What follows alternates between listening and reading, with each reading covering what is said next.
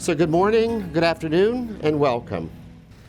So we come here together, having experienced over the past several weeks the stark and sad reality that systemic racism remains endemic in our society.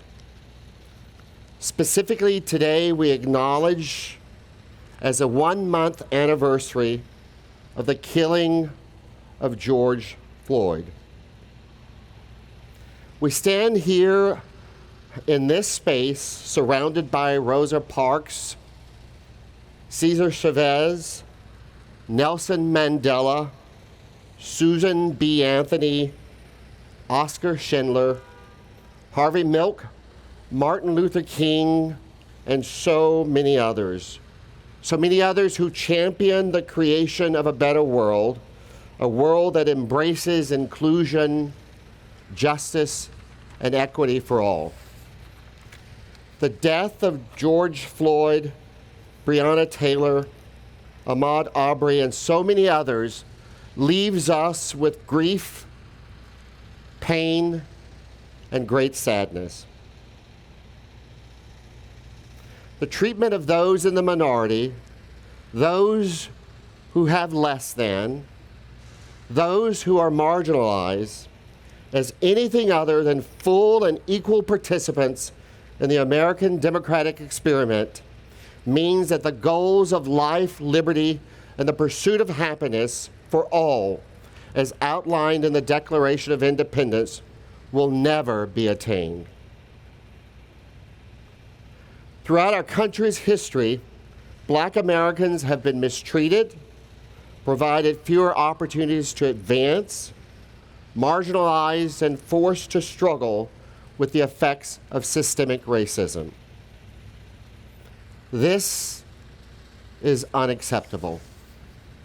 Our youth, institutions, organizations, and individuals are standing up and saying our society must change, and it must change now.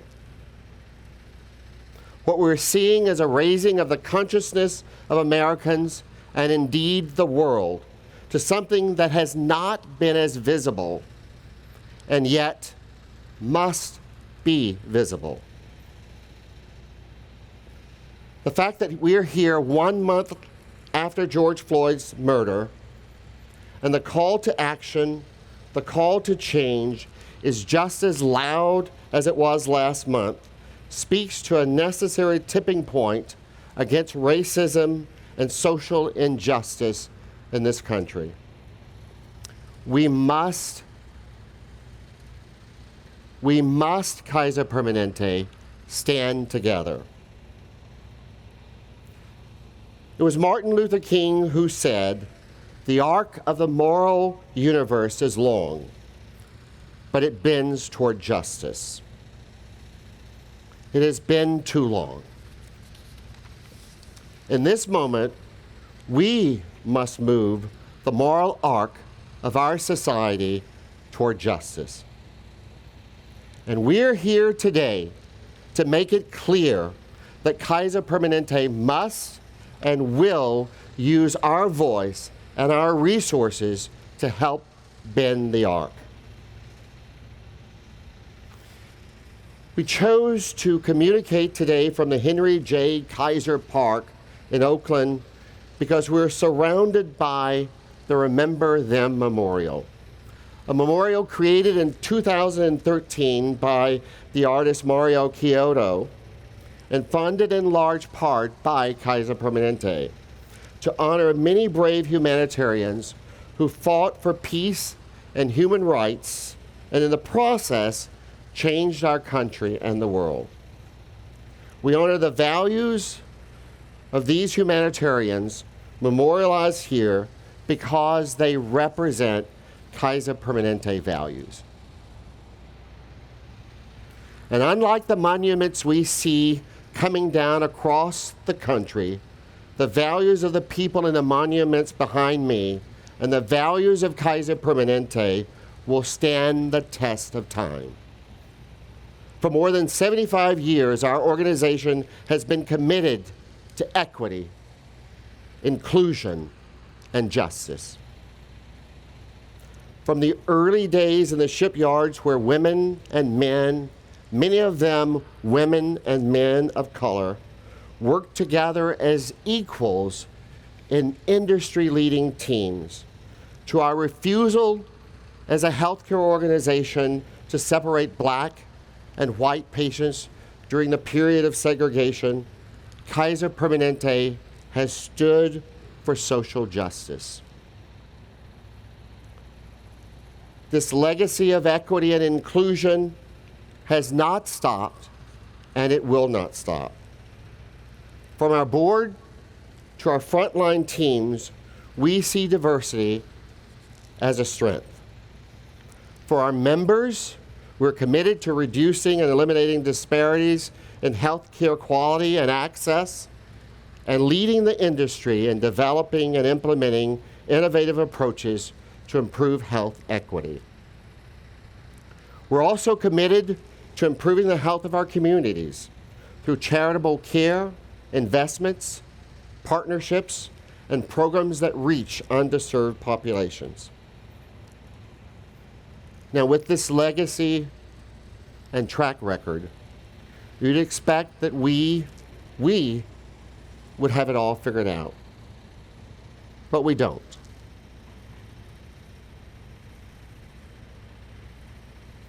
If we are to lead in this moment, if we are to be a voice for social justice and the end to systemic racism, we must look and own our truth. We must look inward and ask ourselves, on the issues of systemic racism, inclusion, and equity, where are we doing well? Where are we falling short? We've started this process, and it pains me to report that in the listening sessions from across our organization, we're hearing deeply personal stories from the people of Kaiser Permanente of their experiences of discrimination within our organization. And I must tell you, as a black man, I understand and I can relate to the stories we're hearing. In the 1980s, I was named to a leadership position for an institution in a small town. I recall so vividly my introduction into the organization and the chief of staff refusing to shake my hand. And my hearing and seeing shortly after that experience that many members of the medical staff had decided to boycott the institution because I had been hired. I'm disheartened to share with you that today, in our time, we're hearing similar examples of unacceptance and biased behavior in our own organization. This behavior in no way aligns with the values of our organization and has no place at Kaiser Permanente. I say to our African American colleagues and physicians, know that we are listening and know that we hear you. We hear a call for Kaiser Permanente to take action, to advance health equity for our members, to support equity in our communities, to create a more inclusive environment for the benefit of our workforce, our members, and our communities.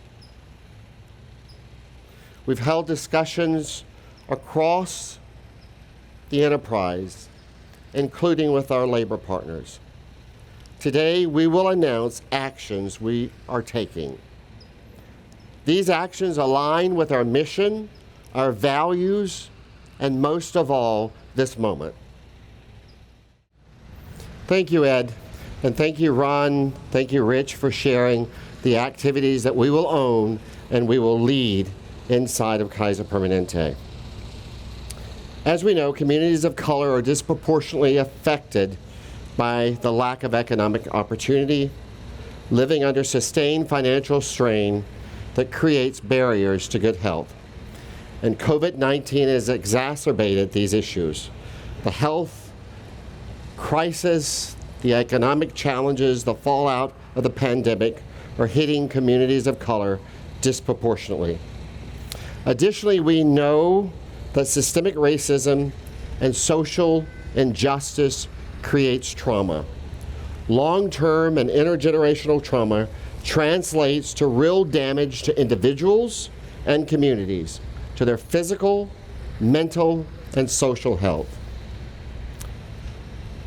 So to address these issues and the lack of economic opportunities that prevent African Americans and communities of color from advancing, I am announcing that we are committing $70 million in impact investments and grants to support Black and other minority-owned businesses. The first program will address access to capital. Kaiser Permanente and the Local Initiatives Support Corporation are jointly committing $60 million to support a comprehensive approach to help small and mid-sized businesses recover, stabilize, and grow, and in turn, improve the health of their communities. Kaiser Permanente and the Local Initiatives Support Corporation are each committing $30 million to this effort. And we know that access to capital is not enough to help businesses thrive. So in addition to creating $60 million in capital for minority-owned businesses, we, Kaiser Permanente, will invest another $15 million to support these businesses with critical skills development. This includes education, training, mentors, advisors, and other programs to help business owners sustain and grow. Through this work, we will provide support to more than 2,000 Black and minority-owned businesses in the communities we serve next year. Additionally, we are inviting you, the people of Kaiser Permanente, to support our community-based nonprofit organizations focused on social justice and Black-owned and other businesses of color. This includes supporting local businesses by shopping, volunteering, donating, mentoring. We want you to share all that you've been given. We also want you to share, if you will, photos of what you've purchased or where you volunteered on Workplace Yammer and in your personal social media using the hashtag #EquityIsHealth. The team will provide more information and details about this program in an email following this webcast. But as the KP organization, we as individuals, where we stand, can embrace and have an impact. In addition to promoting economic opportunity in our communities, we know we must act on systemic racism and the effects of trauma. So we're also making an initial investment of $25 million in not-for-profit organizations that are led or governed by people of color that are committed to dismantling discriminatory institutional practices, structures, and public policies through leadership development and community empowerment. We're also asking these organizations to be organizations that are focused on promoting healing from chronic stress, trauma, and grief that stems from systemic racism and social injustice. Now, I want you to know that we value each and every one of you. And we appreciate the work you do each and every day to fulfill the mission and the values of Kaiser Permanente. And we, as an organization, as a board, as leaders, we are committed to leaving no one behind. And as an organization and as individuals, we have an obligation. We have a moral obligation to stand with Black Americans in this moment and going forward. We can stand against racism, against discrimination, and for social justice, lifting everyone to equal status, equal opportunity, and equity. At Kaiser Permanente, together, we will continue to take action to break down the barriers, making equity and inclusion a reality for all of our employees, a reality for our communities, a reality for our nation, and a reality for the world. So thank you. Thank you all for participating today. Imelda, Ed, thank you. Stay safe, stay healthy, and be committed to the journey of ending systemic racism. Thank you.